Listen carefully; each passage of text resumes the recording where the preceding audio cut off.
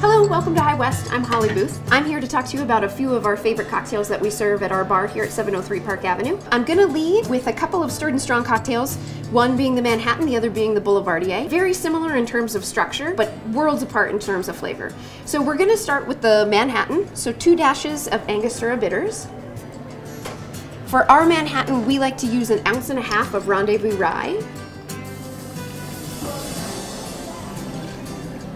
And then 3/4 ounce of Carpano Antica sweet vermouth.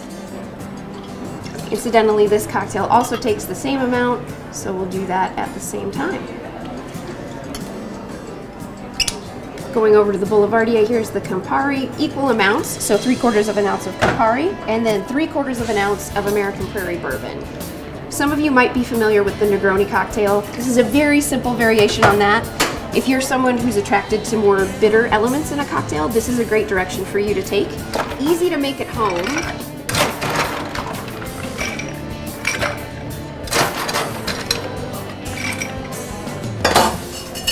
While we're stirring, we'll talk a little bit about the history of these cocktails.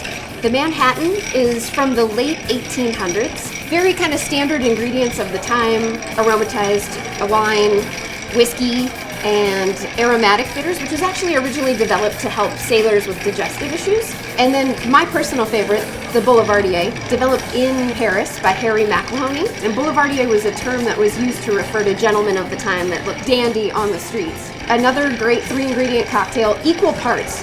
So super easy, right? The easiest cocktail to remember, 3/4, 3/4, 3/4. We're also gonna present these cocktails 2 different ways. One's gonna be presented up in a cocktail glass, and as you can see, we're chilling the glass. The Boulevardier is going to be presented on the rocks, and it also has a twist. Our goal is to not only chill the cocktail down, but also add a little bit of dilution to make it just a little easier to sip. I think a lot of us tend to think of the Manhattan as our grandfather's cocktail, which is fair. A lot of these cocktails, a lot of these craft style cocktails or classic cocktails went out of fashion for a long time. And then some really notable bars in New York and San Francisco started bringing them back. Certainly shows like Mad Men did a lot for the classic cocktail scene as well. We're just gonna garnish this really quickly with some cherries. We use cherries in Griot. A lot of people use Luxardo cherries or Amarone cherries. And then this little implement here is just called a Julep Strainer, and you probably saw me use it with the Manhattan, but we just use it to hold the ice back while we strain it out and pour over ice. Then we just express a little orange peel over the top. And there you go. We hope you enjoy them as much as we enjoy making them. Cheers.